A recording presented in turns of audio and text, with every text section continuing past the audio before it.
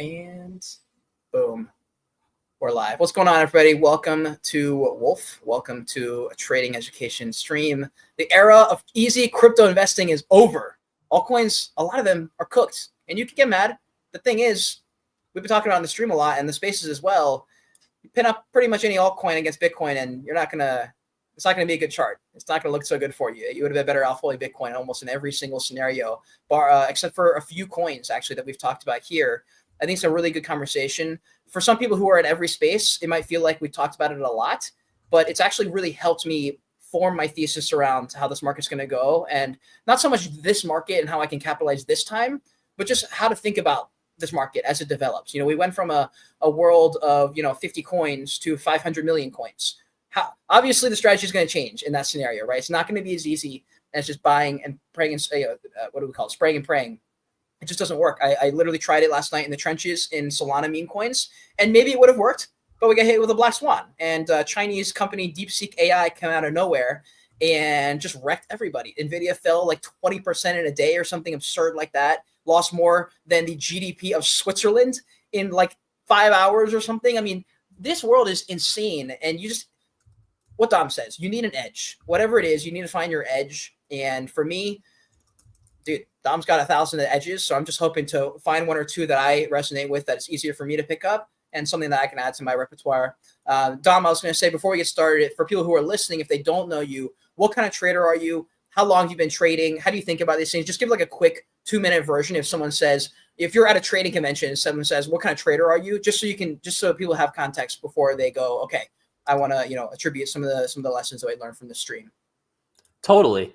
Yeah, so I've been involved in the crypto space since 2017. I didn't trade too much back then. I was kind of just investing and, spraying and praying. But at that point, it worked very well. Yep. So, I had great gains in 2017. And then towards 2018 is when I really dove into, the shorter term trading aspect. So my strategies have changed a lot over the years.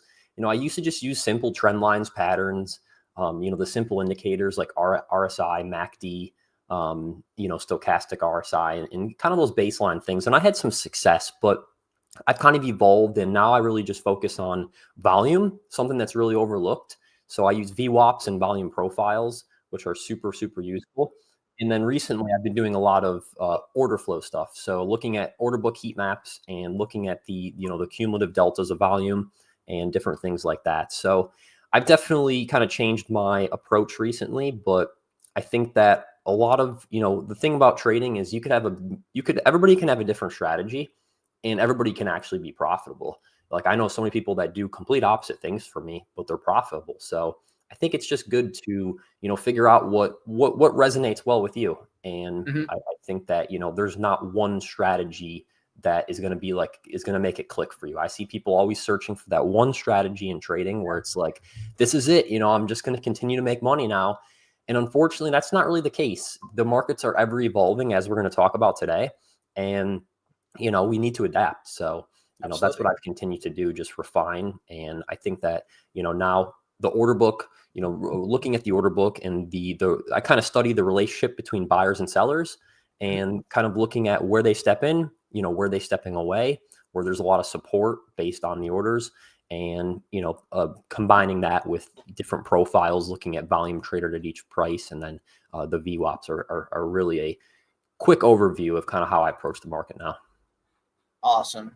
Yeah, I wanted to make sure we do that on the streams because I realized like when we do trading streams, I was like, wait, if I don't preface with what kind of trader they are, this information may not be helpful. If you're a scalper and we're talking to Calvin, for example, Calvin's not, his advice is great, but for a scalper, there's probably other streams they could benefit from, you know what I mean? So awesome. Great. We got a quick little introduction. So real quick before we dive into anything, I'd love to hear just like any quick overview thoughts from the last 24 hours. You did a stream very recently. We had a space the other day as well. But do you have any updated thoughts from pretty much the last like 12, 15 hours from what's going on in the markets? Yeah, I think that obviously people said that, the DeepSeek thing was just kind of a narrative, but, I've been watching these markets for a long time now. And I think that was definitely a catalyst where I don't like to point the moves to news, but the fact that the NASDAQ 100 was down almost, I think it was 5% on a Sunday night. That's not just some profit taking, that was absolutely fears from that AI. And I think it's important because what happened is that AI has been holding up the stock market for a while. We have Nvidia and a lot of the different AI stocks. They've been a real big part of the performance. So it makes sense for the market to get spooked because everybody thought China was behind, and the U.S. had this proprietary technology. And then look, China came out with an open source model, and that's something I don't see people talking about. What's if China came out with that, but it was closed source? Imagine what. Wow. Imagine the market's reaction now. Nobody's really said Whoa. That would have been insane. What do you think would have happened? I think that we would have saw a much bigger collapse because that would have been a big fear that they have something that they're not sharing. And it's funny. It's like a slap in the face to OpenAI.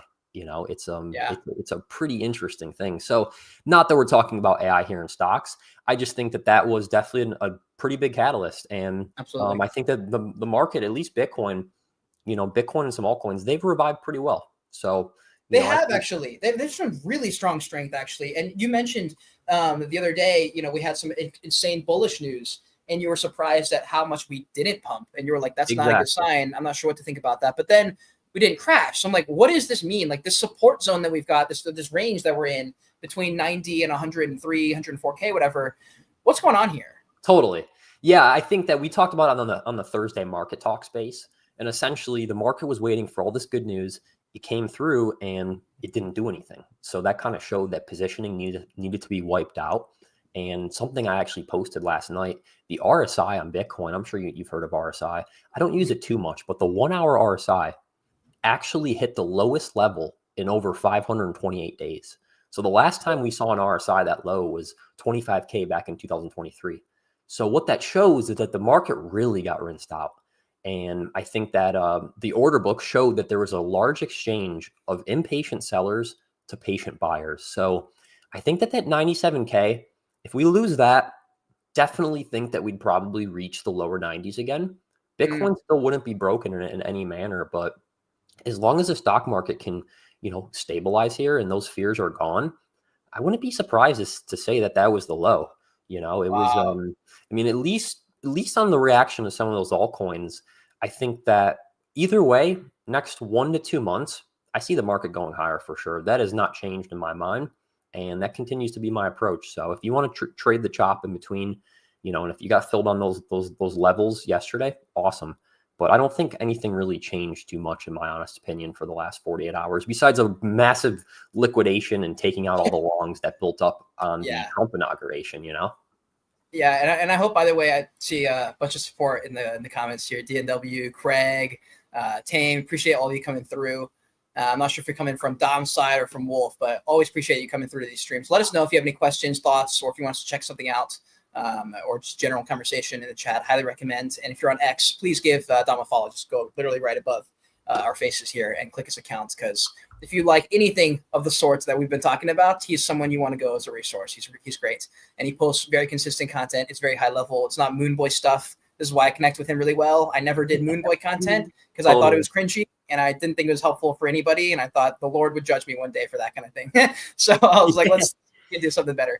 But anyways, go ahead. I would just say there's a lot of that. There is definitely a lot of that type of content, and that's fine. It gets a lot of likes and engagement, but if you want some real type stuff, there's a lot of people that share that. So, just be cognizant of what you're consuming there, is my opinion.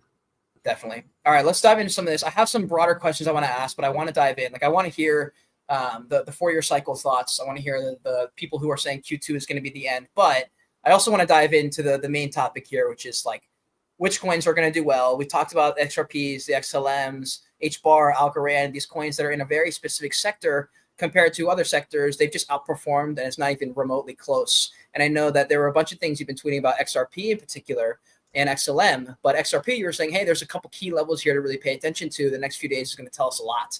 And so I know XRP people are fuming. They're ready to go. They want to hear the alpha. So I want to turn it over to you, and I'm going to put my jacket on for 2 seconds here, but please, would love to hear the thesis around this. Any updates you've got? Yeah. Are you referring to just the cycle theory or the performance of altcoins compared to Bitcoin of what we see? Let's maybe start with the performance part, and then we'll zoom into some of these coins. I'm sure people will probably be throwing tickers in the chat, and if there's one that makes sense to bring up, we can bring that up as well. Totally. Yeah, I think that, what we've seen recently is essentially, I guess I'll just start off with this chart right here. This right here shows the number of coins that have launched on the major chains since 2017. And as we can see, I mean, the last alt season we had was right here. It started January 1st, 2021 to, basically May. And that was the big alt season. Look, we had less than 1 million coins on all of the chains back then. And we fast forward to now, we have 36 million coins. So what happens is there's not enough money to go around to pump all those coins. And essentially the best way to put it is dispersion. That's what we're seeing is complete dispersion, where there's only so much, like, think about, there's only so much money. You could visualize it like a ball, and that ball can only split up into a certain amount of pieces. And if it wants to keep splitting, each of those pieces are going to be a lot thinner. So that's how I look at what's happening here in the market in general. And, as for the performance, we've touched on this a lot for the large caps. I think that we're entering a spot where the speculative bubble of crypto may be waning. It may not be, complete speculation anymore, to the point where the real projects that are perceived as utility and are at least on a path of providing some type of solution to a problem in the world, I think that those are the coins that we've seen perform the best.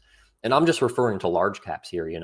Back in 2021 and 2017, we could buy anything and we can make money.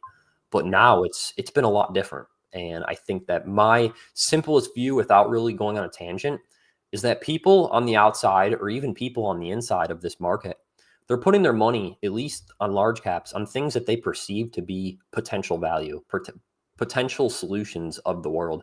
And whether or not that's going to be right or not, we could sit here and debate that, but it's really the only explanation in my mind. And the main explanation as to why we don't see synchronized alt seasons, or why we haven't, is because of this chart right here.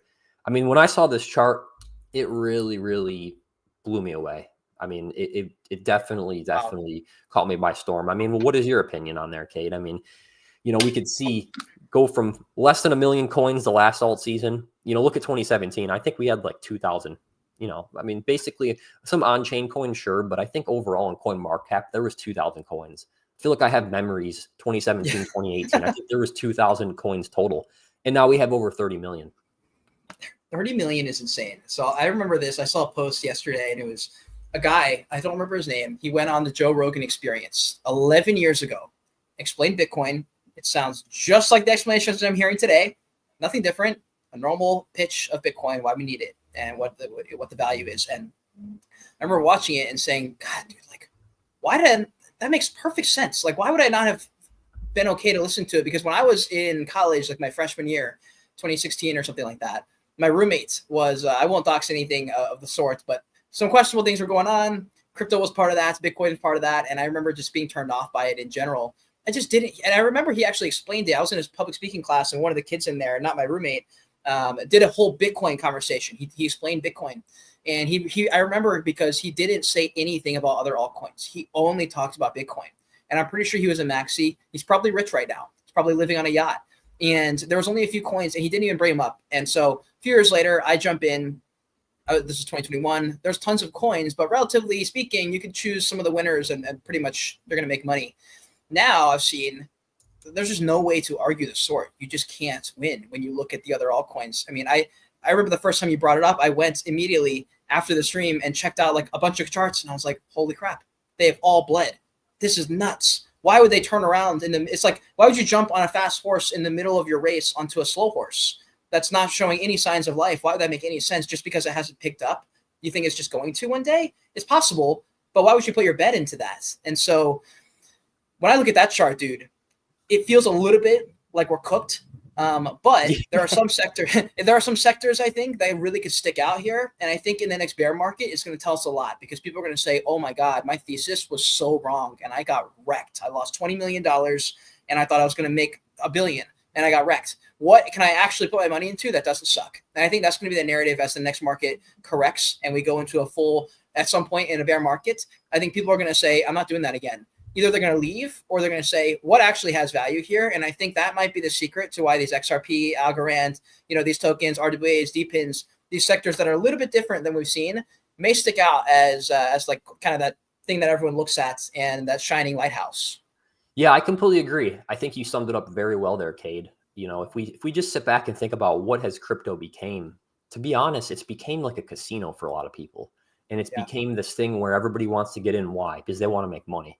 And at the end of the day, I think that an industry can't grow in that aspect. Like, we can't have an industry that actually is taken serious or, goes on to solve real world problems when most of the industry just wants to make a bunch of money and it's filled with a bunch of greed. So if you think about it in that terms, what happens? We get a washout, and we're kind of seeing that a lot on a lot of these altcoins. Like the best one I like to talk about is Cosmos Atom. That one's down to almost where it was in 2020. And I think that, what happens there is, just like you said, people probably want to be involved in something that has a promise to do something. And, the speculative bubble, I just don't think it can last much longer. That's my honest opinion. I don't think that the speculative bubble that we've been in with crypto of just trying to make all this money, it's just that usually always falls on its face. So, one thing that might also happen is that, I recently converted a big chunk of money into Bitcoin, and I just said, I don't care. I don't care if we drop to 80K, 90K, 70K. It's not even worth taking the risk of not getting into Bitcoin. Totally. I think Bitcoin also could be, hopefully at least, it could be, I think it's possible it's one of the top performers in in the whole industry here, even though we've got other cryptos that people say have higher potential ROI. Maybe, but I think actually there's a chance that people say, I'm not buying that. I'm not buying altcoin ever again. I'm going to go into Bitcoin, because that's something that my brain thought immediately. If I wasn't going to learn how to trade, I probably would have just converted everything to Bitcoin, But because I want to learn how to trade, I'm gonna diversify a little bit. But as far as long-term holds, I think a lot of people are going to flock to Bitcoin after this, and we could see a real Bitcoin renaissance, not so much all crypto. Yeah, I mean, I think we're already seeing that. And when I bounce over to TradingView later on, I'll show the dominance. But this kind of gives a good view of all of the orange is Bitcoin, and then all of the other colors is the top 10. The rest of the entire crypto market, that 30 million, it makes up just the gray area. And if you just look recently, I mean, it kind of shows where, most of the capital, we have about 75-80% of all the money in the top 10 coins. And a big chunk of that is even USDC and USDT. So if you look at it in that aspect, and even since, if we look since the bear market, these have all just been growing. If we could see the gray area is actually getting smaller. So kind of exactly what you're saying. I think people are flocking to Bitcoin mainly, of course, because it's established itself as the biggest one and arguably probably the least risk, unless Satoshi is revealed as North Korea or Russia. Yeah. That's probably the only risk, in my opinion, that Bitcoin has, or the governments, turn into this efficiency and they ban mining, which I think that'd be way down the line. Those are the only risks to me that Bitcoin faces. But as we can see, I mean, it continues to eat the market share. So people are getting sick of holding these altcoins that go down 50% in 2 months. And they're like, even though Bitcoin probably has less upside, it has less downside. And I think some people that have been in the space for a while, they're done with these crazy swings. They don't want to watch their portfolio go up 60, go up 200%, down 70% the month later, maybe up another 100% and down 80%. I think people are moving on from that. And I think that it's been shown. And I just wanted to cover here. This is a historical snapshot of May 7th, 2017, which is when I bought my first real investments in crypto. I bought Bitcoin earlier, but it wasn't really looked at as an investment. And if we see, they only are listing 780 coins. So as we can see, I mean, of course, all of these are basically gone. Right. But most of these, I mean, Litecoin, XRP, Ethereum still around, Ethereum Classic, Monero. And you could see that those, they've stood the test of time. But it kind of shows that, back then we had 700 coins. It was a lot easier to buy any of these and to make money. And I think that that's really, for anyone watching, I think that that's really the point here to take home is we're probably not in this synchronized alt season anymore. I've been saying it now for many months, and that doesn't mean we're not going to see a few weeks or a few months of outperformance, but I just don't see it anymore. I think that we're at that point where, we get all these coins getting launched, and what's going to happen is the money is going to eventually just funnel into certain areas in certain paths, and we're going to eventually see who's going to win from all of those. And we might be seeing the first of it right now. And I think that that's the important takeaway here. Then the other thing right here is just a pie chart, kind of shows as well. I mean, Bitcoin is most of crypto. Jeez. You know, Bitcoin is really a large 57% of crypto. And then looks like Pac-Man. It really does. And we have Ethereum, stable coins, and if you add Doge, XRP, and Sol, the pie chart would go to like right there. So if we're talking about crypto's like 7 coins. You know, the rest of it's just what? The rest of it's basically empty promises. I hate to say it, but you know, that's what we've turned it into. So I think it's a super. That's great. What site is this, by the way? Where are you on? This is called codex.com. I think it kind of just gives, you know, a little bit of overview of a lot of different data on here. But it was just this is awesome. Yeah, it was just a good thing. I wanted to bring it up because people don't realize, they look at crypto as these millions of coins, but guys, crypto is really just 7 coins. It's really just 10 coins, and the rest of them are fighting for one of those spots. You know? But yeah, so if we move on from these two charts, this one right here obviously is the most important to me. I mean, this is crazy, and as we can see, it's mainly on Sol. You know, Sol's really taken over here. And then one thing to show here is the Ethereum versus Solana app revenue. We could see if we get out of there, and if we go down here to this chart, look at all the blue was basically the protocol revenue of Ethereum. And then look at what's happened basically since 2024. Sol now is you know, 70% of you know, the revenue now that is being generated by Ethereum and Sol. And this kind of adds to my point that I don't know, I don't see a clear future for Ethereum. I hate to say it, but as of right now, I think we need to see something big happen. Ethereum needs to really change its course or change its approach to what it wants to solve in this world to stay relevant. And of course, a lot of this is just meme coins. Yep. But hey, it's showing that, you know, the market is using a certain protocol, and it's not using a protocol like it used to. I mean, Ethereum's app revenue in 2022 was 400 million in 1 month. The biggest month we've had this cycle was 150 million. So technically speaking, on a lot of terms, Ethereum is a lot less relevant this cycle than it was last cycle. And as we can see with the price performance as well. And one other thing I wanted to bring up here is the NFT volume. You know, I look at the meme coin craze, what we're seeing right now, just like NFTs. What happened to NFTs after the cycle? NFTs have not making a comeback at all. I mean, look at the Ethereum NFT mints. You know, we went parabolic. We were having 100, 200, 300,000 mints per week. And look now. I mean, it's just completely dead. Nobody's minting on Ethereum NFTs. Same thing even with Sol. You know, Sol was minting a lot more NFTs. But this is the most important chart right here, is the NFT trade volume. I mean, we had billions of dollars a month or weeks, and look now. I mean, how long was that period, by the way, of super high candles and all that? This was, let's see, this was July 2021 to about July 2022. So 1 year. 1 year of basic, you know, basically big stuff. And if I go look back, this is kind of what I think we're at right now. This whole meme coin. Oh man. So you're saying, oh my gosh. Okay, yes, I am saying if we look back in 4 years, I think that this will be the meme coin volume. It'll in 4 years from now, or 2-3 years, we're going to look like this compared to what we're at right now. I look at it as a craze, just like NFTs were.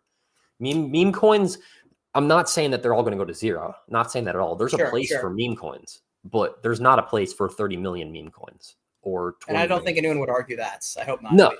No, absolutely. And it just shows that that's kind of what happens in new industries, is we have a bunch of people come out and a bunch of stuff, you know, a bunch of new use cases. They all blow up. People go crazy over it.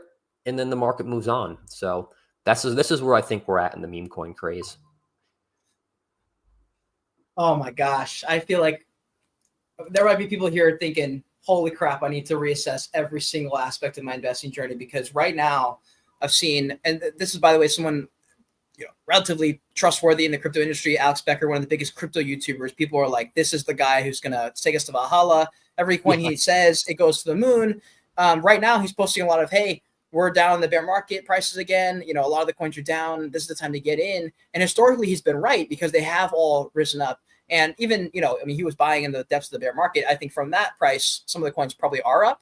But he's saying that like ETH ones are coming back, and I'm sitting here going like, wow, I wonder who's going to be right here, because he's all in on, you know, the cycle is about to shift, it's going to flip over, and we're going, actually, there's nothing that backs that up aside from just like what I hope and maybe what we've seen in the past. But the situation has changed. Like we said, there's like 1 billion coins now. That's a hard sell when you bring that into the conversation. It totally is. It 100% is. And like I said, I mean, we could just only use analysis and, you know, give predictions. So maybe he will be right. But everything we've seen, if we just study the cycles that we've been in, I just don't see it. I don't see it. And, you know, I'm fine to be wrong there. There's really no harm to me if I am wrong. But I just think it's better to expect that and then have it exceed those expectations than to sit around and, you know, think that meme coins or this type of environment we're in is going to last for years and years and years. I think it's a lot better to think it won't last for years and then be surprised if it does. So that's kind of my approach there. And then one other thing I wanted to cover here was the monthly exchange volume of crypto. You know, this kind of shows, you know, we have a lot of coins at all-time high, or at least Sol, XRP, Bitcoin. There's a few other coins that are, of course, near all-time high or past all-time highs. And look, the exchange volume isn't even near what we saw in 2021. And we could see it even right here. You know, we don't even have the same amount of volume that we had. And look, Bitcoin is almost 100% higher than it was at that time. So what does that tell you? It tells you that Bitcoin is leading the show. Bitcoin and just a few select altcoins are leading the show, and volumes kind of confirm that. Let's see if the USD support. This one right here is kind of looks more at the USD pairing. So I guess that's more on par. But if we just look at just general volume, it's not like we've seen volume double, but we saw Bitcoin double. So the only thing to take away from that, in my opinion, is the fact that Bitcoin is leading the show and that a lot of the liquidity is trapped in ETFs. That's the other thing. A lot of the liquidity is trapped in ETFs. So to think that we're going to get that money just to easily shift into these altcoins, I don't see it happening. And I think that we're in the point where if there's coins that have an ETF pending, and if there's coins that have stood the test of time, those are probably going to be the coins that stick around. And I hate to be like that, but, you know, we have Sol, XRP, Doge. There's a few other ones that have ETFs coming. I would suspect that those are going to be the coins that really, you know, stick around. And I think that, you know, we just have to be prepared for that. So kind of my whole point on this stream is just to, you know, kind of just drill home the point that I don't think we're at a stage in the market where you could buy anything and make money. I think that the easy days of crypto investing are over. And I think that that's what you have the title of this to be. And I think it's true. I don't see this to be tell all your friends to buy 1, 2, 3, 4, 5 coins, you know, that you just pick out of a hat out of the top 100 and you're going to make money. At least on the long run, I don't see it anymore. And I think that you need to really, if you want to play a lot of those coins, you need to be very quick in and out. And I think that that's really the best approach is you have to just, you don't want to, I think there was a quote somebody said, you don't want to be the bag holder. You want to secure the bag. And that's really, that's the best approach nowadays. Love it. Love it. I see, by the way, a lot of comments here in the chat. Appreciate everyone coming through. Let's run through a couple of these before we move on. So actually, Ondo's come up a few times. Trump has come up a couple of times. Ondo has come up multiple times. XRP, Ondo. I actually brought up Ondo in the last conversation just now when I was talking about RWAs in the stream before this. Ondo was one that came up. I see Giga. Not sure if I should know what that is. Futures go live Thursday. I'm not sure if that's a shill or if that's an actual thing here. No, Giga is a I haven't heard of that. Giga Chad, that's a meme coin on Solana. Oh, okay. So we're shilling. Okay. Yeah, but hey, it's actually a pretty strong one. It's been around for about a year or two, and it's got a pretty good lore to it of the, you know, the mask. It tries to capture the masculinity of the world. So all right. So yeah, I have a few friends that have been into that for a while. That's funny. What do you think about bringing in Ondo into the conversation? Yeah, I mean, I think Ondo, if we just go over, I made a little post here just recently that says that wasn't a shill for Giga.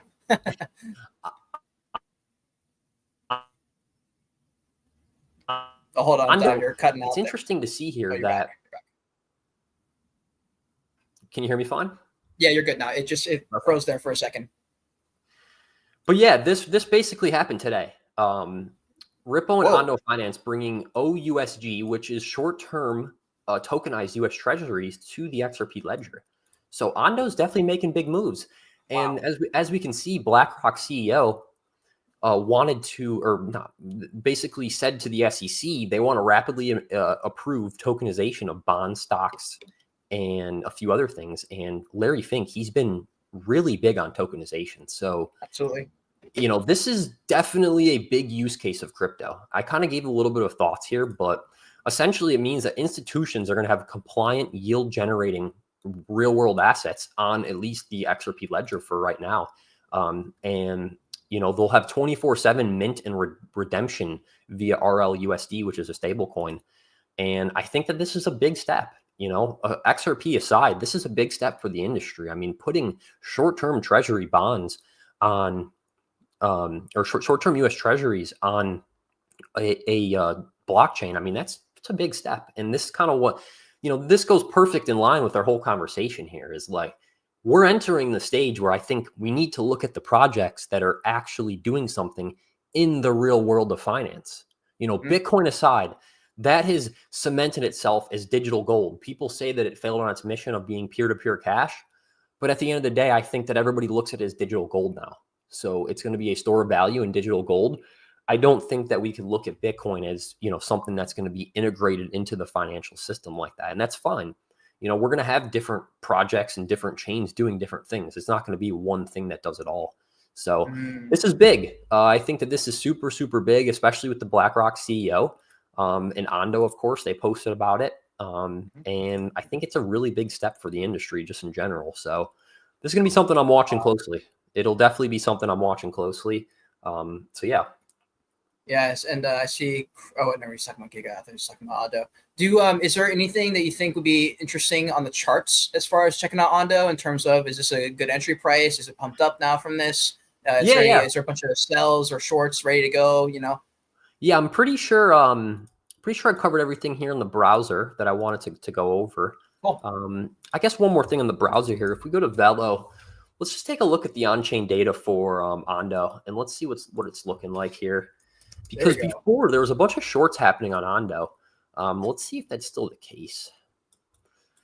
So, kind of. Strong negative funding like this happens from a bunch of shorts. So the funding rate comes in and it tries to keep the price of the perp contract, futures contract, in line with the spot price. So when we see funding really negative like this, what's happening is it's incentivizing people to short, it's incentivizing people to long, to kind of push the spot price the perp price back in line with the spot price. So yeah, this is pretty interesting. And if we look here at oh wow, this is pretty big. I'm just looking at this right now. Guys, we have seen a massive inflow of spot buying on Ondo. This is actually pretty crazy. I mean, holy, this is about $120 million net market bought. Uh-oh. Let me see if I could Dom's like, hey guys, we need to stop the stream. I gotta go do something real quick. Yeah, let me see what venue this is coming from. It's not coming from Binance, not coming from Coinbase, or actually, I'm looking at the wrong one. It's coming from Coinbase. Binance actually, it doesn't even have spot Ondo. So Coinbase, Bybit, and OKX. Wow. Guys, this is pretty big. This is actually pretty big. And take it from me. I mean, I look at these are called a cumulative volume delta. This is basically showing the net market buying of the assets. So if we look at all the volume, there's always an equal amount of volume, but for price to move, there has to be a imbalance of volume. So this looks at the imbalance. So this means that since January 13th, on those few venues, there's been $130 million of Ondo bought more than it's been sold. And to put it in perspective, I mean, look at Sol. We'll give a little example. Sol obviously been downtrending. We could go through, look at Ethereum. I mean, look at the spot volume on Ethereum, even probably Bitcoin. Look at Bitcoin. Spot volume's been going down. Let's see what else here. Sui, Jupe, pretty silent. Doge. So if we go back to Ondo, guys, thanks for having me bring this up. Actually, this is something I talked about a few months ago, but this is big. So there are a lot of people accumulating Ondo right now. So Ondo's actually one of my 8 altcoins. Been holding it. It also is in mine because everyone I know who's a good trader and has good sound advice has Ondo in their picks. And I was like, okay, I got that on my radar for sure. That's so in this scenario, Dom, if like for traders, investor people, when it spikes like that, is that historically okay, wait for a pullback, or is that hey, hop on momentum now because people are buying into this right now? It's Not hard financial to, advice, but yeah, it's hard to say. Here we could give an example.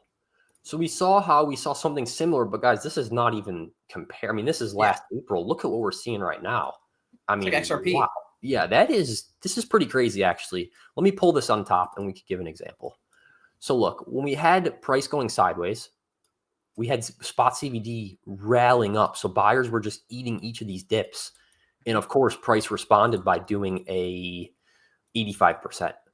Wow. Right now, look, we're seeing about the same thing, price going sideways, spot buying. So, yeah, this is looking pretty good. You know, obviously I'm not on my main charts here. I don't really use Velo for just charting. I use it for this on-chain data here, or not on-chain, for this derivatives data. And I mean, if I'm going to make a prediction here, this is not something that you fade. And that doesn't mean that we can't see, more chop, or, we can't do that. But overall, I mean, when you have this type of spot support, it's only usually time until the market catches on there. So Bitcoin puts in a new high. The altcoin market goes on another rally. Ondo is going to be a big part of that, in my opinion. By the way, for anyone who's watching, okay, well, you can't see this, but I'm taking notes. So if you're not taking notes, you're doing it wrong. It's one thing I learned when I first started trading was keep a journal, write stuff down, keep track of everything that's going. Otherwise, you're never gonna get past the thought process that you need to develop actual theses. So I'm writing out notes here that I'm going back to. I'm also writing down codex.com. Was it the block.com that we were on a second ago, right? For information and news? Yeah, the block is really good for a lot of data. Perfect. The block.co is it .com? .co. It's the block.co, yep. Perfect. Block.co. And then you were using Velo, right? Yeah. .xyz for this? Yeah, Velo is good for a few different things, actually. If we go over here, and they got a good news feed. So, if you're looking, like, look at what happened. See if I can get a crypto here. Let's see here. Okay, look. This showed XRP, and right when that news dropped. So it kind of gives you an overline of when the news drops on certain things. So it's a good news feed to have up. And then it's got a bunch of futures data. So, we could spend so much time looking at this, but a lot of good futures data.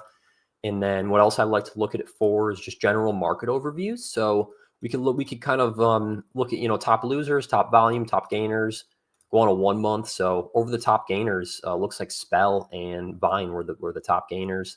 Open interest changes, that kind of shows how many people are opening up buy or sell contracts on the perp exchanges. Mm-hmm. And then a few other different things here. I like to look at the sector performance as well. This is pretty cool. Even though I created my own of this on TradingView, if we go on 1 month, we could see, the best performing sector is L1s. And it kind of just shows you a pretty good overview of the sectors here. And then what else do we have here? I need a dual monitor if I'm going to get something like this. This is the coolest thing ever. Yeah, this is some cool data. This is one of the few I use, but I use this just for that general stuff we like to look at. And then one other good thing here is, like, for ETFs. This is my go-to for ETFs. So if we look here and we go to area, we can look at cumulative ETF flows, and I can look at the flows from just IBIT. So if I take over, I know we're going a little off tangent here, but I'm sure it's useful. No, I think this is helpful. I think this is really helpful. So yeah, if we take that all away, I could look at just the total cumulative flows of the ETFs. So for right now, ETFs have taken in 15.3 billion on Bitcoin, and it's a super useful thing. And then we got Ethereum ETF flows as well. So a lot of different cool stuff on here, but I mainly use it for its on-chain data. And I kind of created my dashboard here where I look at aggregated volume. So this is looking at the volume of perps, which usually is always going down. This is only useful on a shorter time scale. Then we see the spot volume. We see open interest here, which is the total amount of perp contracts open. And then right here, we have the premium. So this shows the price of the spot versus the perp contract. And when this is low, this usually shows that the market's healthy and that there's not much longing going on, leverage longing. And when this is low, this shows basically that there's more people shorting than longing. And when this is high, it kind of gives you areas where the market might be a little bit overheated. So yeah. Wow. But yeah, we could switch over now to TradingView. Just give me a second here to And while he's doing that, guys, if you're watching the stream, please give Dom a follow. Just scroll up right above our faces if you're on X and click his account. Give him a follow. He's been running it on Twitter. Like, he's someone you want to follow him if you like anything that we've been talking about. And if you're on YouTube, go down the description and you can find Dom's X there as well if you want to give him a follow and you're coming from YouTube land. Really appreciate you guys. Actually, there's a lot more that can be posted from X because it's just easier to post. Dom can only probably go live every now and then on YouTube. So if you want to get his quick up-to-date thoughts and his updates, he's posting those, and they're going to be on X. So be sure to follow him. Totally. Yeah, much appreciated there. It's definitely been a fun past few months.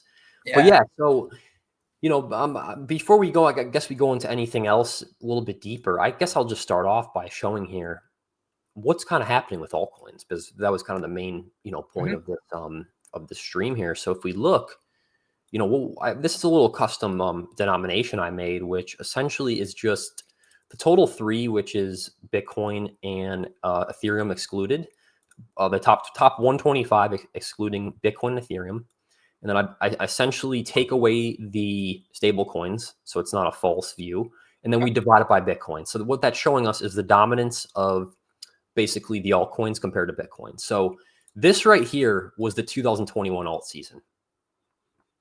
Look at that. Wow. Good grief. And look at what we've seen so far. Oh. So if, for everybody that's watching, if we're confused, we're wondering why most altcoins just have not catched a bid against Bitcoin, this gives you the visual representation of it. And simply put, this is the best chart to watch to kind of see when this breaks out, that means altcoins are going to outperform Bitcoin. So simply put, I'm looking for a regain of that level. If we see a regain of that level, I think that we could see that small outperformance of altcoins that I've been talking about. I don't think we're going to see this. I do not think we're going to see something like this. I mean, this was a crazy alt season for the people that, witnessed this. This was, things were going up 20, 30, 40, 50x, large caps. I don't see it anymore. And this kind of just shows what we've seen so far. So it's the first point I wanted to make. And then the second point is, here's Bitcoin dominance compared to the rest of the market. Bitcoin has just continued to eat away at the market share. This one right here was the alt season of 2021. So here's kind of an inverse view of what we were just looking at. What did Bitcoin go to in this scenario? So one thing actually I think that would be helpful is, I think it was on Black Widow's stream. I'm also I subscribe to her Patreon because she's great on X, and I figured I'll get her insights. So there's like $30 a month or something like that, I think. And she mentioned that she was like, hey, like when Bitcoin stalls, I'm trying to think what she had said. Basically, I was trying to figure out, like, does Bitcoin need to crash and then altcoins run, or does Bitcoin just need to chill and then altcoins run? Because when you see a chart like this, people are like, oh, so Bitcoin must have crashed. And I'm like, well, I don't think it crashed. I think it chilled, It's a great question. Awesome question there. And easy way to look at that. If we lay over Bitcoin and if we match the scale here, Bitcoin does not need a crash. What Bitcoin needs to do is go sideways and it needs to chop. So if we look at the 2021 alt season, it basically started right here. So it kicked off right when Bitcoin hit 40K, but it did not really get crazy. We see, altcoins took a little bit of its dominance, but this right here, that top accumulation structure, I'm sure you've seen on the charts when Bitcoin was just ranging between 50 and 60K. That is when, if we look, that's when altcoins took over. And, Bitcoin, technically speaking, the whole time that was happening, Bitcoin was chilling. So no, Bitcoin does not need a crash, but historically speaking, when you see this, Bitcoin does pull back hard after. So, wow. Okay. As in, like during the altcoin takeover, Bitcoin does come down a little bit once they've kind of confirmed an altcoin rally. No, towards the end of the altcoin rally. I see. Okay, got it. So yeah, if we see right when Bitcoin started falling here and it broke that 50K support, altcoins were just about done. They were just about done, and then this pulled down the entire market. And then if we lay over total 2 on here as well, we can see, look, then total 2 came down. So here's a perfect example. The pink or whatever is Bitcoin going sideways. The purple here is the altcoins going crazy. As the altcoins were going crazy, Bitcoin's dominance was dropping. Once we kind of hit that top level right there, everything pulled back together. Jeez. Yeah. So this is the usual thing we see in these cycles. Is it going to happen again? We can only sit and guess. we really can only sit and guess because everything of this cycle has already been different. And, when I saw that little outperformance of altcoins happening in November, I kind of saw that by looking at a fib retracement. We hit that same fib retracement, that 0.702 fib, and that was the top of Bitcoin dominance. And maybe that still is the top, but as we can see, I mean, Bitcoin has been taking back dominance. Dude, I know. I'm like, but it's still ranging between 90 and 100. It feels like forever. It So has like, I been. think people are like, are we gonna pump? I feel like what everyone's thinking, are alts ever gonna run? Is what I've been hearing on the timeline. Like, what is going on? Totally. That's really a good point. And I think that the point to make there is Bitcoin's been ranging. The dominance has been going up. So what that means is altcoins have been bleeding as Bitcoin has been ranging. Yeah. Bitcoin could go sideways. Altcoins could be doing this. Bitcoin's dominance is doing that. So it's a crazy relationship. I've spent so many hours just looking at this relationship, and it was a good question you brought up there. Bitcoin dominance falling like we've seen, it does not mean Bitcoin crashes. Yeah. It just means that money is taken out of Bitcoin or more money is put into the market and it's not Bitcoin. So collectively, that's going to drop its percentage of the market cap, Mm-hmm. So yeah, that's really a good overview of, the initial relationship. Let me see if I had anything else. Yeah, this is Bitcoin compared to the others, which is the top 125 minus the top 10. And as we can see, Bitcoin continues to, gain its value back from, or basically take market share. So it just continues to drill home the same point here that these altcoins continue to bleed. And I don't think that that's going to, just continue to happen without any bounces. But if you're holding these altcoins, you just have to be very quick in and out. And that might change, but my best saying is I'd rather be late to the party than to show up at the wrong one. So, if we look here at some of these altcoins, I guess I'll just pull up Atom. It's like, yeah, we could try to fish for the bottom here and expect the next few months to be a crazy time. But, what's if this never does pump? Yeah. What's if all we see is that, and then bam, right back down, because guess what happens if you're holding this down here and you see this, most people are not selling up here.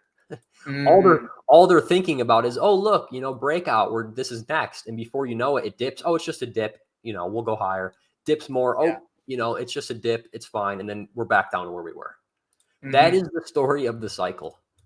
It is definitely the story of the cycle. So yeah, I'm not sure if there is anything else too specific here. Let me pull up this one thing I made. This was basically yesterday. Or actually, no, it was just on this chart. Let me just see if I could pull it up. I posted this yesterday. It was total 2, I believe. Yeah. So we're entering the point. This is a little bit off topic as for altcoins, but we're entering the point of seasonality that I've spoke about for a while, where the market's topped in March and April the last 4 years. So, maybe this isn't going to happen, but seasonality is more so important than just cycles. We put in a top, dropped 50%, 2021, 2022. Top was put in, dropped 60%. March, April 2023, dropped until basically October. This was last year, as we know. We went through crazy consolidation, and look where we're at now. So, in my opinion, what we need to see the next 2 months. That's what we need to see. And maybe I'm wrong. Maybe the crypto seasonality approach is going to be put to bed, but for something that's happened every single year the last 4 years, it's definitely not something to fade. It's something to keep the back of your mind and kind of, deviate from the idea if we have reasons to do so. And right now, I don't think we have any reason to deviate from this. So I think that throughout this period, we can see that little outperformance of altcoins that I'm explaining. So if we go back and look at Bitcoin, if Bitcoin puts in another leg, 120, 130, 140, 150, I think that at that point, it's going to be the time where we need to see those altcoins really, really show their moves. Because if they don't, what would you say if literally we didn't see it at all? I mean, maybe we see a couple of the main ones perform a little bit, but if we don't see any rally, like, what would I guess would everything just die? Like, I don't know what people would do if they're like, hey, Bitcoin's at 150K.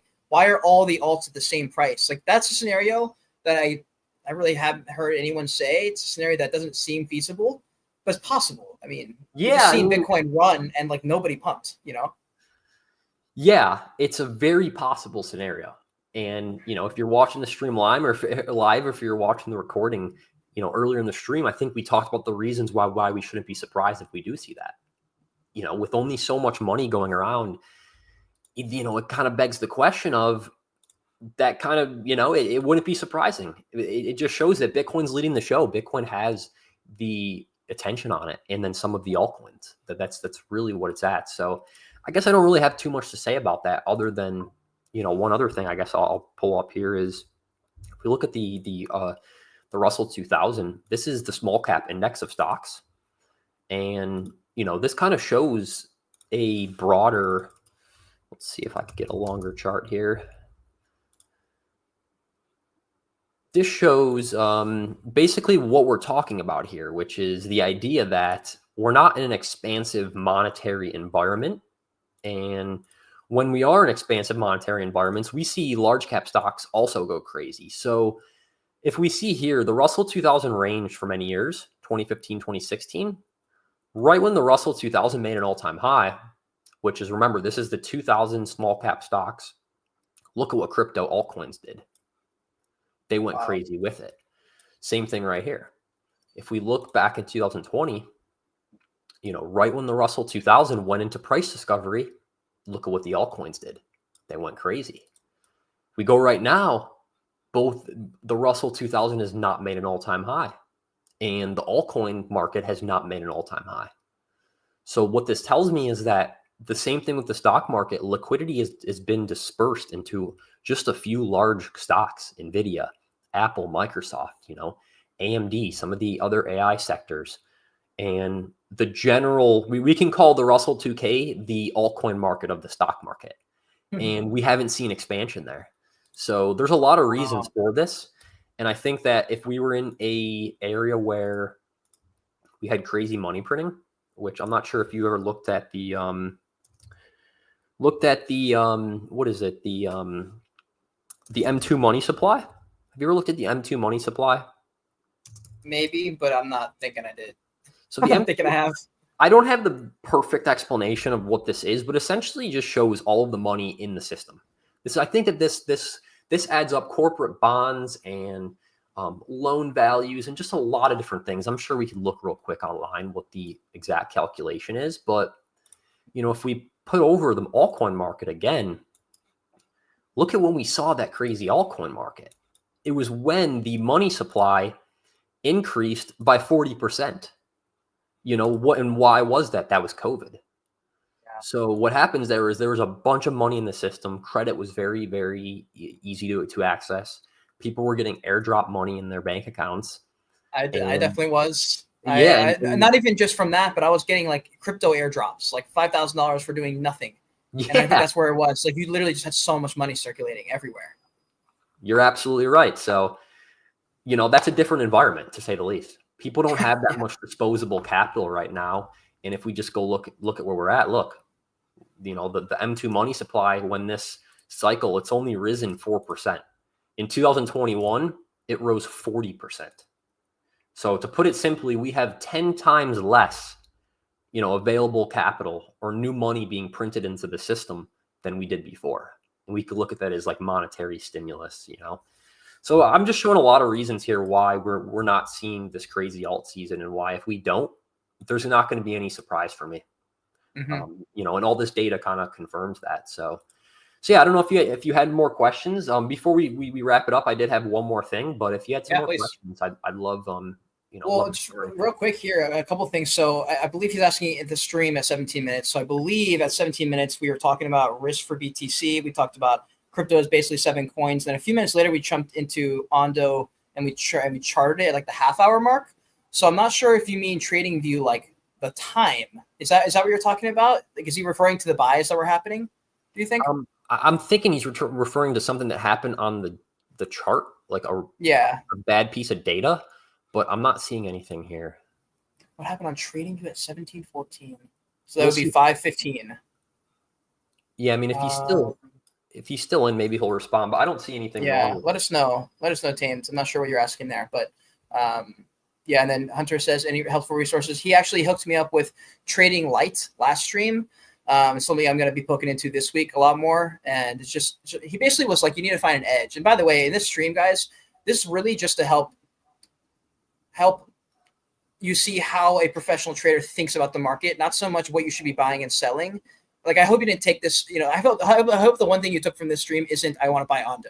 It is not like, that's not really the goal of the stream. The goal of the stream is to help you understand how to think about the markets and develop theses and back it up by not just hopium, but by some things that can give you an edge, which are some of these things that we've jumped into. And so, Dom, for a beginner trader, are there resources? Like, do you need to be pulling up, all these different lines and charts? Or for a beginner, what kind of things are most important, do you think? Yeah, I mean, it's definitely a loaded question. I think that if you're a beginner, what you want to do is, your main approach should be to watch price as long as you can. Your main approach should be to study price action. Forget about all of the indicators. Forget about clogging up your chart with Bollinger Bands or moving averages or VWAPs or anything. You just want to study the chart, and that is going to give you a skill that is irreplaceable. And that's something that, people that just study, that people call themselves price action traders. And it could be true. It could be that, you spent thousands of hours just looking at charts, watching them move, seeing different structures and seeing what happens after different structures. And that's going to continue to imprint things into your mind that you can build off of. So, that's really my best approach. I mean, the simplest thing that I would tell someone new is just watch the charts as long as you can, and then slowly add things. So once you study the charts and you could kind of just, you could kind of make some predictions just based on charts. The first thing I would add in is trend lines. I would add in just lines. People asked me before, I think I could survive with just lines and candles. Really? If I really needed to, I think I could probably survive on just lines and candles. Dude, that would be a cool challenge if we did like a 4-week or 4-month or even like a year challenge to be like, how well can we perform with like zero indicators or something? I've always been thinking like there's got to be some kind of fun thing I can try at some point where it gives you a little bit of like oomph behind it, where it's like, okay, let's really lock in, like actually write these things down kind of thing. That would be an interesting one, especially for me. I probably don't need to be pulling up every single indicator. That might be a fun thing that I go and tackle this year as well. Totally. And honestly, I don't really use, I definitely use trend lines, but not as much as I used to.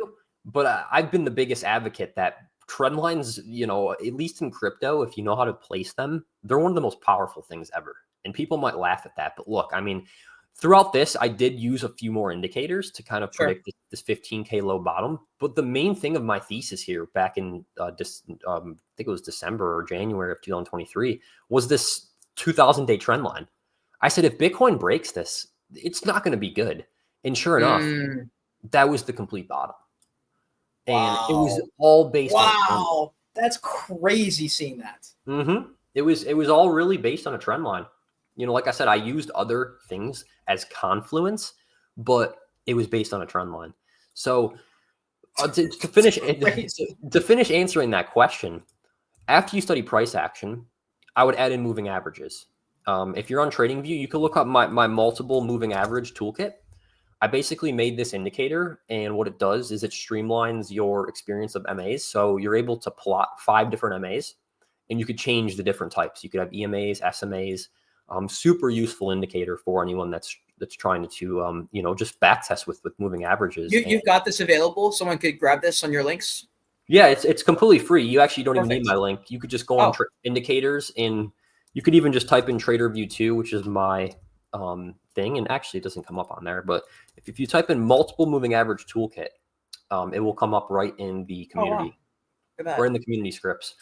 So yeah, that would be my second approach: is add moving averages on. Study trends, study what happens, study the relationship between those. And then after that, I would dive into these 3 indicators. This is regular RSI, this is stochastic RSI, and this is logarithmic MACD. These things are very simple, and I started my journey of analysis just using these. Of course, I've advanced from there, and but I know people that have successfully traded the markets just on these, and just on trend lines. So that's where I would start. And if you do that, I guarantee you'll have a good path of where to go after that. think most people are in that boat exactly. Like Dom or Hunter, I'm glad you asked this question because I imagine for someone who's watching this, they're like, "Holy crap! Look at the possibilities!" And as soon as you click off the stream, you go eat a hamburger or something like that. And like that's, it'd be great. Like actionable tips, like literally go to TradingView, pull a couple of those charts up. For me, I learned institutional trading, and so smart money. I was following smart money, and so I'm watching for institutional candles within ranges and stuff, and then kind of following that was how I learned. And I also would agree, pretty much just studying the charts as much as you can. I also think that charting, just like drawing things on there and just getting a little bit of experience, almost like taking a shot. Like when I was learning, I remember they would sometimes be like, "Hey, explain what you see here," and that's a little bit hard to do sometimes. And so doing a little bit of pulling up lines, like you were saying with the trend lines, see if you can make some predictions, see if they follow through, see why they didn't. I think that's all great stuff there. And I'm also seeing here from Eris, thanks for the insights. Picked up so much from your approach. Let's go. Is there a relationship between large cap stocks dominance rotating into altcoins? Which chart could show this relationship? Yeah, it's a good question. I'm about to try to make a custom denomination here that might show us this. Okay. So just give me 1 second. Let me see if I have. I see Tame said there was a crazy spike in the chart for Ondo institutional worthy spike. I think that is what we were looking at prior, right? I think so. I didn't see any crazy spike. Yeah. There was a bunch of what we were talking about there at Tamed was, and I think you were in the stream, so this may not be what we're talking about, but there was a bunch of spot buying from Coinbase, OKX, OKX, and then one other place in enormous amounts, but the price really hadn't moved too much compared to maybe what you would expect. So that was just an interesting note. I'm actually going to go back and check into that after the stream as well. But yeah. Yeah, I'm not sure. I might have to put a little bit more thought. This kind of just looks like the Bitcoin chart, but yeah, I don't have off the top of my head. Basically, or else what we can do is we could look at basically Bitcoin dominance plus Ethereum dominance. I think he's trying to ask, like, if we could see how much the large caps own of the entire market. So let me see if I could just quickly put this on here because it is a pretty interesting thing I haven't looked too far into. So let's see. Those would probably be, and then just BNB. But yeah, it really shows, like I said earlier in the stream, I mean, crypto is really made up of 80% of crypto is the top 10 coins. And I think people lose perspective of that everybody's just trying to kind of fight for those top spots. That's really, it's really the whole, it's really the whole game of a lot of these projects. But let's see what this comes out to be. Yeah, look, 83%. So Bitcoin, Ethereum, XRP, Doge, and BNB make up 83% of the market. What else am I missing here on the top 10? Doge, I think ADA, and then TRX. Let's see if we could just do a little bit more here. Because, man, that is pretty interesting. And this kind of drills home exactly what we were saying here.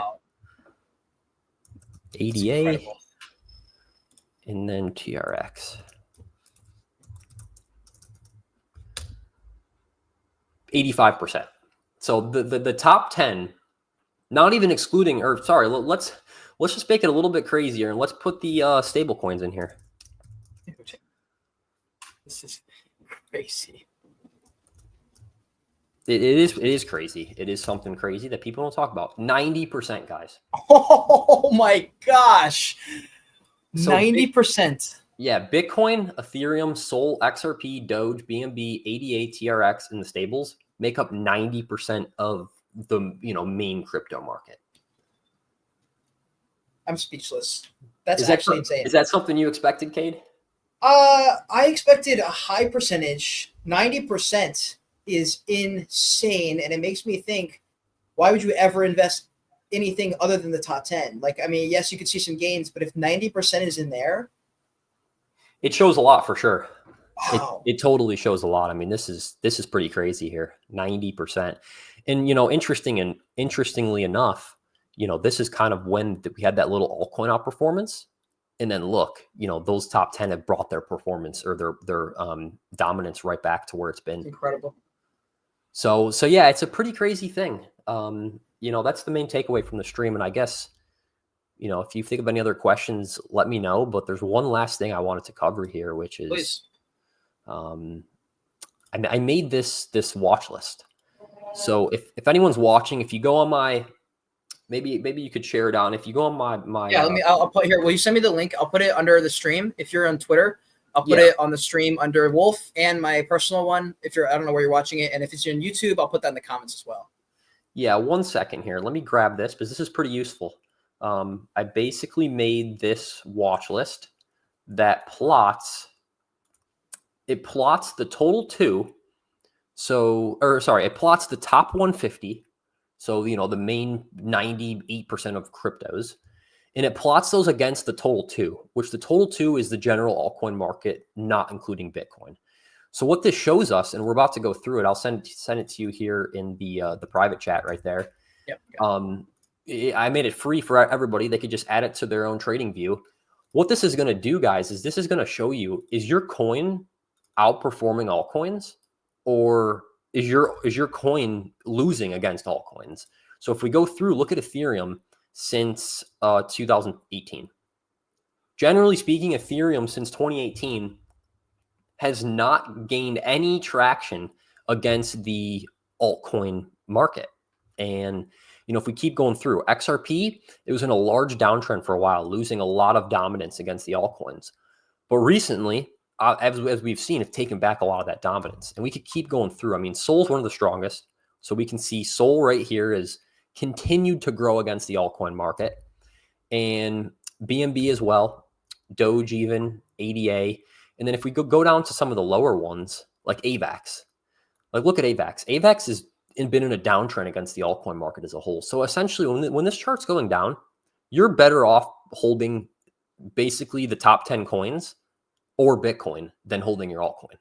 So anytime that you're looking at any of these charts and they're going down, that basically is telling you that you're better off holding the top 10 coins or a few of them that are performing well, or just holding Bitcoin. And that's the crazy thing to look at. Like since August, Telegram Open Network, it's lost 50% of the value against the altcoin market. So this is basically telling you that, it's basically telling you that you're better off just holding the Bitcoin or some of the outperformers. Like here's Sui. Sui since August, it took 400% more gains against the altcoin market. And this is cool because it's, instead of looking at just USD, it's giving you a good example in DOT here. I think I looked at this on the stream. Look at DOT. DOT compared to the altcoin market has lost 93% of its value. So you're way better off just holding Bitcoin. Even Litecoin here. I mean, look at Litecoin. Litecoin has not caught a breath. Wow. And we could keep going through these, but essentially this is a super useful thing to kind of gauge those rotations. And that's kind of what I'm saying is you could analyze these charts like any other charts. When they hit certain supports, you might see an outperformance. So for example, here, this is Hyperliquid. If Hyperliquid would regain this resistance as support, we can see Hyperliquid outperform the general altcoin market. So as traders and even investors, this is the type of stuff you want to be looking at. This is by far the type of stuff you want to be looking at. And look at Pepe against the altcoin market.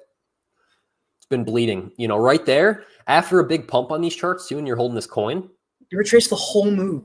Yeah, you basically say, okay, it's probably better to take my profits and put them in Bitcoin. And guess what? And if you didn't, you've lost 50% of your gains.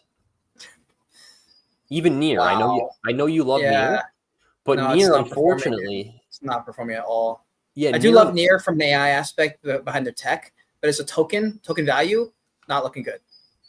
Yeah, it's been a little bit rocky since May. Let's see. It's lost about 60% of its value against the altcoin market since May. Following the same trend as everybody else. Insane, dude.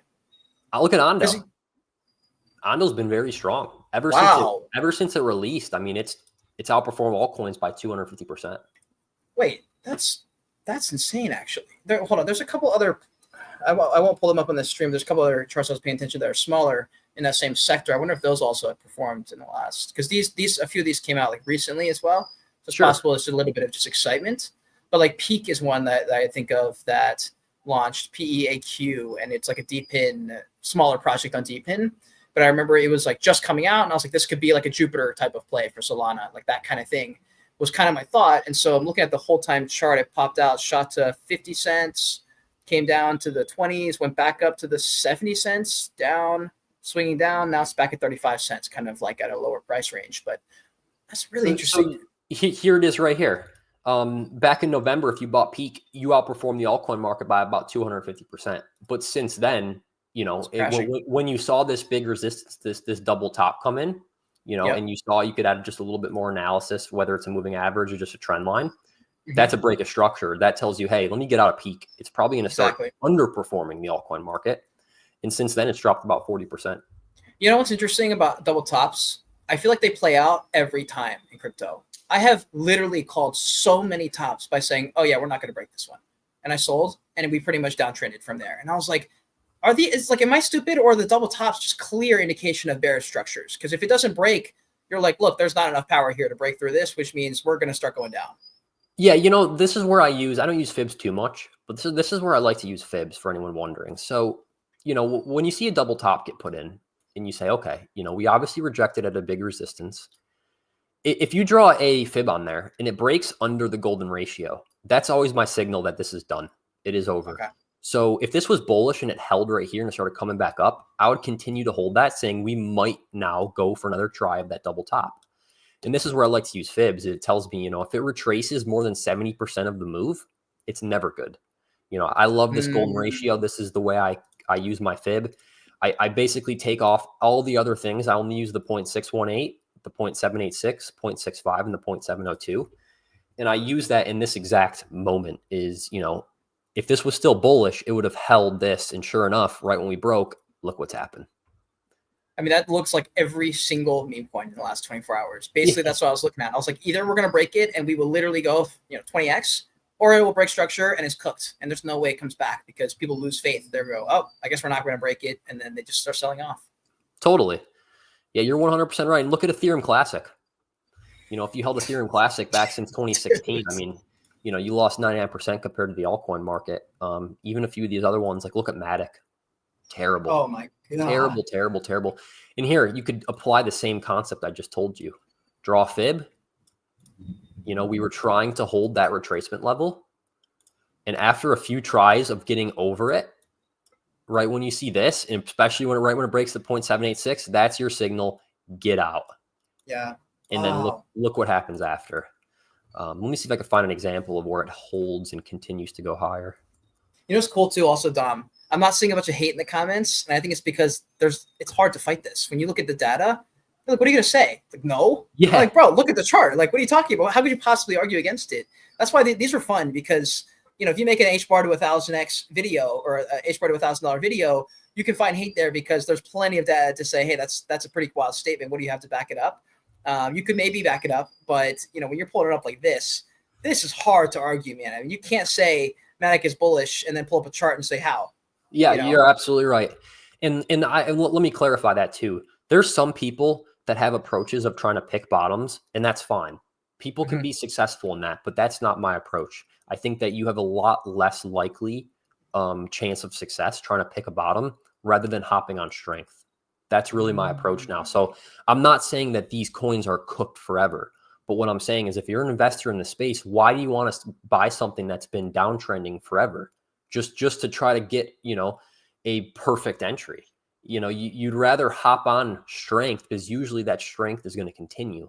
And that's kind of my approach there. So here's a good example on Kaz. So when Kaz, put in that next leg, we see, it held so well, it didn't even need to go down near here. And then sure enough, it went higher. And then we could do the same thing right here. Perfect tap, perfect reaction, strong reaction that told us Kaz is going to go higher. So that's kind of my approach on this. And yeah, this I see in the comment. Anyway, Dom can make that whole watch list for purchase.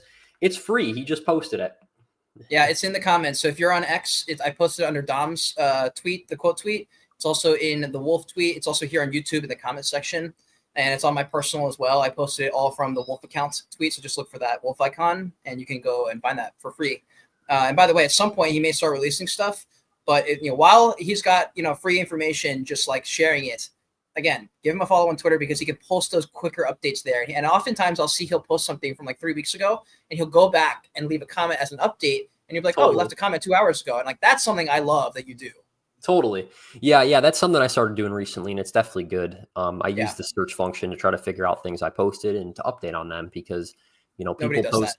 does that. Yeah, things get lost, and it's important to at least follow up on them. But here's one other one. Look at Filecoin. I mean, look at Filecoin compared. I mean, you're way better off just holding Bitcoin. Yeah. Even Arbitrum. It's incredible. I mean, Arbitrum's lost 85% of its value against the altcoin market in the last year. Let's see what else we got here. And guys, for your watching, this is not just for you to look at what's dying. This is also for you to look at what you should rotate into. Yep. So you apply your analysis to all of the to these type of charts, and just you could put moving averages on and say, okay, is the moving average band continuing to hold? Is the trend still bullish? Is there a good pullback that I should enter? So that's also how you can use these. And then what else we have here? Atom, as I said, that this one's one of the most embarrassing ones. Atom's just been losing. Dude. Tia, Celestia. I mean, and here's a simple thing. It's like if I'm holding Tia, I'll go over to my watch list here. I'll draw a simple uptrend, just a simple uptrend, maybe throw a moving average on there if I need. And right when it breaks, just get out. If it reclaims, you can get back in. But it's like in this environment now, you do not want to be stuck holding the bag. You're going to take anything away from the stream. Don't be stuck holding the bag on these altcoins.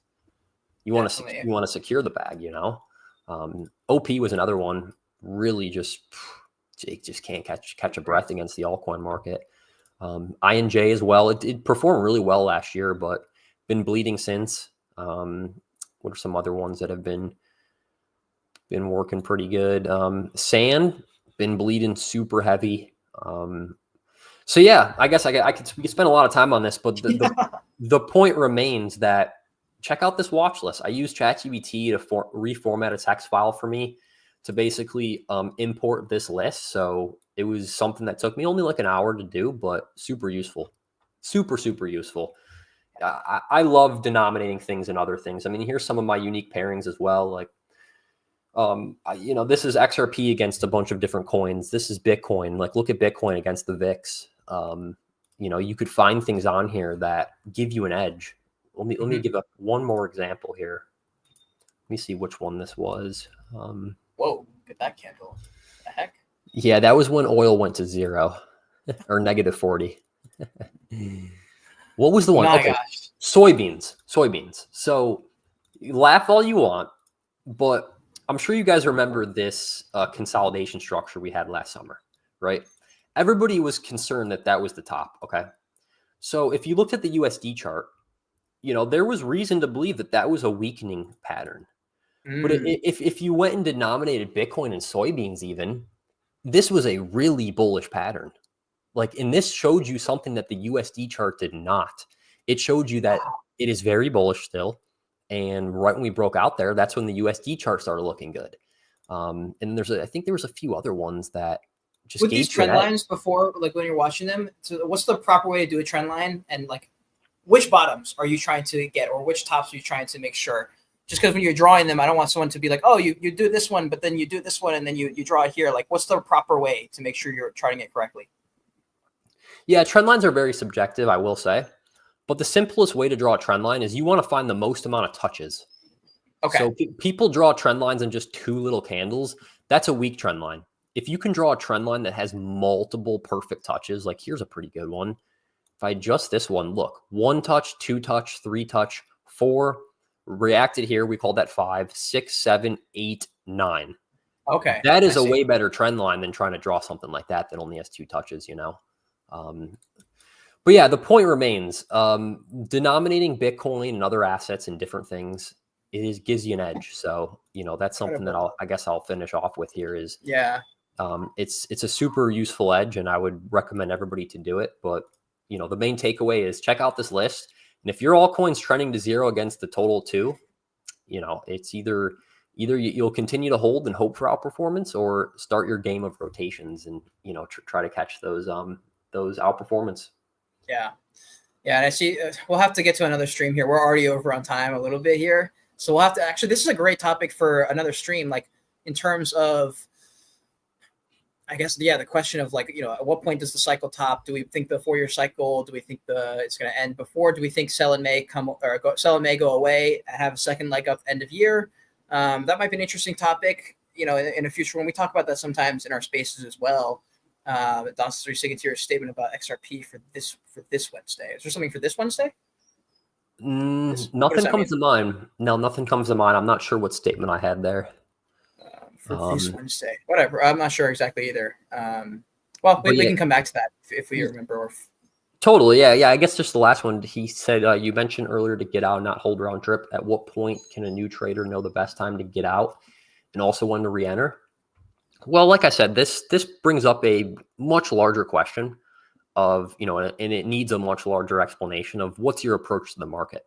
Everybody has different approaches, but just like I said, if you're starting out, use trend lines. As funny as it sounds, start drawing trend lines, go back in history, use the replay ability right here to, not see the future, draw trend lines, see how they react. And, something like XRP right here, here's a great example. Like, I would just draw this trend line right here on XRP and say, hey, when XRP breaks this trend line, either the whole market is going to, have a much larger correction, or XRP's outperformance is over. And that's just a simple way I would put it. Same thing here with something like Link. It's like, just use basic structure. You just need to use basic structure on higher time frame. Something like AVAX right here, you could draw plenty of different trend lines. Here's a perfect one right here. It's like, look, if you got out of AVAX right there and shifted into Bitcoin, you saved a lot of money. That's incredible. Yeah, you saved a lot of money. And I know it's simple, but, it's a very simple approach. Very, very simple approach. So yeah, I guess I hope that answers your question there. But yeah, I guess, the main takeaway here is we're in a liquidity fragmented market. We may not have a synchronized alt season. I think that we're entering the era of utility. And, whether people like these utility coins or not, whether people hate XRP or Ripple or Stellar or not, we can't ignore the fact that there's going to be multiple winners in this space. It's not just going to be Bitcoin. Bitcoin has cemented itself for one aspect of the space. So I just say to open your mind there. And, if you're here to make money, you shouldn't care what you're buying either. It's like people people say, why are you involved in XRP? Like, hey, at the end of the day, I don't really care. I'm here to make money. I'm a trader. And if it's performing well, I'm going to jump on it. My ego's not going to get in the way of, whatever else people say. So yeah, that's really my main takeaway there. And I think that if you're in this space, I think the easy days are over. The easy days are over. You're probably better off buying Bitcoin and a few top large caps, unless you want to go in the trenches like Cade and be glued to the screen at all times. That's fine. That's fine. I don't recommend. I don't know if I recommend that, guys. I haven't slept much. Yeah, you can make money doing that, but if you just want to be an investor, invest in the things that institutions are getting behind. Invest in the things that we're seeing ETFs come out on, and invest in the things that are showing out performance on basic watch lists like this. So those are my final. Is it free, by the way? The Trading View plan, you can get the free version and still use watch lists? I'm pretty sure, yes. Yep. Yeah, I think you can as well. Yep. But yeah, that'll be the final question, guys. We've taken plenty of Dom's time today. We went over a little bit, so I appreciate you, Dom, of course, dude. Totally, yeah. Really, really great conversation. And by the way, bro, I think I wrote a bunch of notes down for the last stream, but I think I may have topped it out with every single. That's this awesome. looks like my cheat card when I in high school. It looks like a historic, some historic paper we found in a cave. Yes, it's my Chobani Greek yogurt that I tore apart right before the stream because I said, crap, I need paper and I don't have any. No, this looks exactly like when the college professor says, hey, open note test. And I would write as many things as possible I could fit onto this card. So you're going to be seeing a lot of content, guys. So if you missed the stream, one, you should rewatch the stream, I think, just in terms of helping your brain start to think like a trader and start to understand things like that. But also, we're going to have content that comes out of these that are a bit smaller, little bite-sized pieces kind of thing. And I think this is going to be really, really excellent. I mean, we went through a lot of stuff. We went through all the coins, the risk for BTC. Actually, Dom gave a bit of a prediction but what could go wrong that would send Bitcoin down in more of a macroeconomic potential thing that could happen in the future. I thought that was really interesting. We went through a lot of the top coins. We said, how are the cycles going to go? We looked at Ondo and found some really interesting data on Ondo.